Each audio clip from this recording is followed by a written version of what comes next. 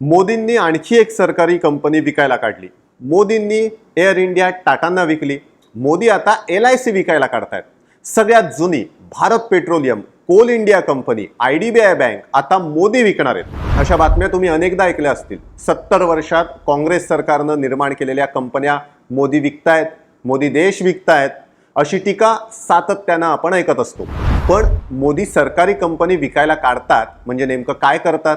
सरकारी कंपनी विकणं म्हणजे खासगीकरण का? फक्त काही मोजक्या उद्योजकांनाच मोदी या सगळ्या सरकारी कंपनी विकतायत का?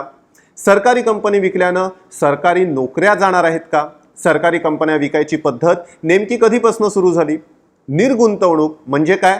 या सगळ्या प्रश्नांची उत्तरं अगदी सोप्या भाषेत आम्ही देणार आहोत आमच्या म्हणजे काय या विशेष सेगमेंटमधनं। नमस्कार, मी अनिकेत पेंडसे, लोकमत डिजिटल मध्ये तुमचं स्वागत।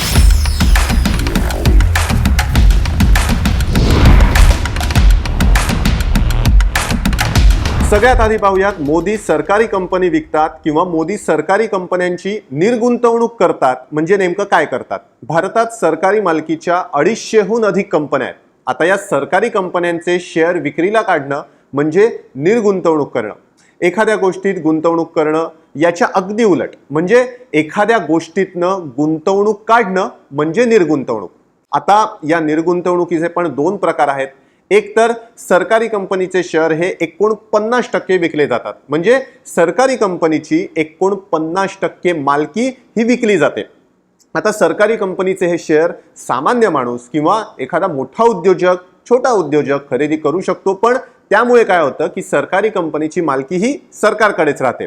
51% शेअर्स हे सरकारकडेच असतात, त्यामुळे त्या सरकारी कंपनीचं व्यवस्थापन आणि मालकी सरकारकडेच राहते।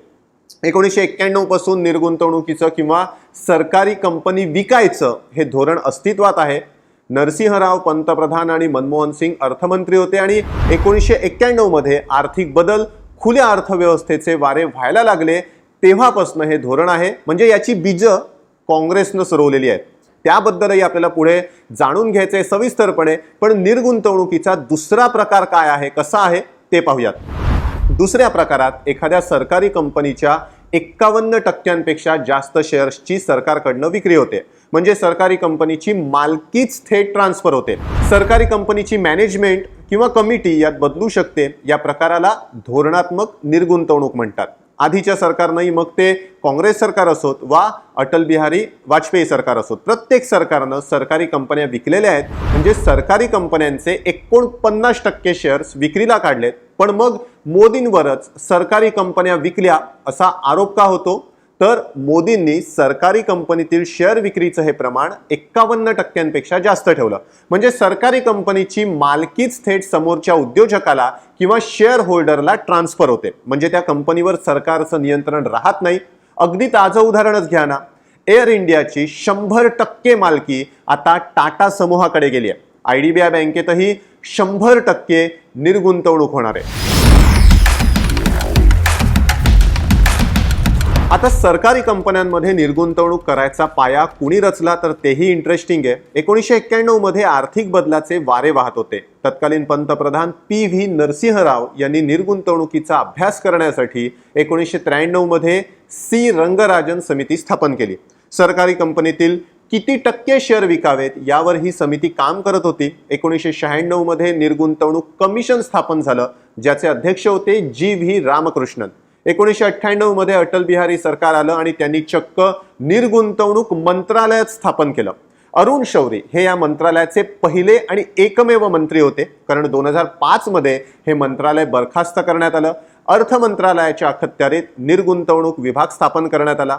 2009 मध्ये नवीन निर्गुंतवणूक धोरण प्रसिद्ध केलं, म्हणजे काँग्रेस सरकार असतानाच याचं धोरण स्पष्ट करण्यात आलं। पण मोदींनी एखाद्या सरकारी कंपनीतल्या निर्गुंतवणुकीचा टक्का हा 49 वरून 51% नेला आणि त्यामुळेच सरकारी कंपनीची मालकीच ट्रान्सफर व्हायला लागली आणि म्हणून मोदी सरकारी कंपनी विकतात असा आरोप विरोधक करतायत।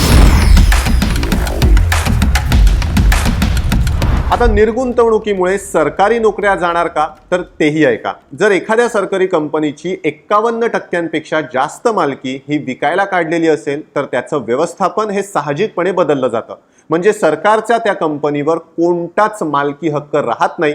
मग ज्या उद्योजकानं ती कंपनी विकत घेतलेली असेल तो उद्योगपती त्याच्या मर्जीची मॅनेजमेंट किंवा त्याची माणसं आणू शकतो। सरकारी कंपन्यांना कॉर्पोरेट कल्चर प्राप्त होतं, मग त्यामुळे कदाचित आधीपासून काम करणाऱ्या कर्मचाऱ्यांवर गदा येऊ शकते, पण प्रत्येक वेळेला असं होईलच असं नाही।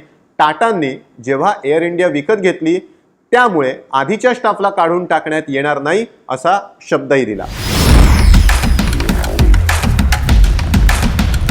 आता बघूयात की ही निर्गुंतवणूक किंवा सरकारी कंपनी विक्रीची प्रक्रिया का राबवली जाते ते। आता यात दोन मतप्रवाह आहेत। निर्गुंतवणुकीच्या समर्थकांचं असं म्हणणं आहे की एखादी संस्था चालवणं, सार्वजनिक संस्था चालवणं हे सरकारचं काम नाहीये, देश चालवणं हे सरकारचं काम आहे। त्यामुळे सरकारनं सार्वजनिक कंपन्यांमधनं निर्गुंतवणूक करून त्यांच्यापासून दूर जावं, सरकारनं सरकारचा पैसा हा कल्याणकारी कामात लावावा। आता हाच धागा पकडून दुसरा मतप्रवाह आहे की कल्याणकारी कामांसाठी फक्त कराच्या रूपानं सरकारला मिळणारा पैसा पुरेल का, तर मग नाही। मग पैसा उभारायला सरकार सार्वजनिक क्षेत्रातल्या कंपनीचा हिस्सा विकतं, हा पैसा सरकार कल्याणकारी सरकारी योजनांसाठी, वित्तीय तूट भरून काढण्यासाठी खर्च करतं। म्हणजे आयडियली सरकारनं तसं करणं अपेक्षित आहे। असो, हा व्हिडिओ तुम्हाला कसा वाटला? मोदी सरकारी कंपनी विकतात म्हणजे नेमकं काय करतात हे तुम्हाला समजलं का? सरकारी कंपन्या विकल्या पाहिजेत का यावर तुमचं काय मत आहे? सरकारी कंपन्या विकण्याचा पाया काँग्रेसनं रचला आणि मोदींनी त्यावर कळस चढवला असं तुम्हाला वाटतंय का? हे आम्हाला कमेंट बॉक्समधून कळवा। अधिक माहितीपर व्हिडिओसाठी आमचं यूट्यूब चॅनल सबस्क्राईब करा।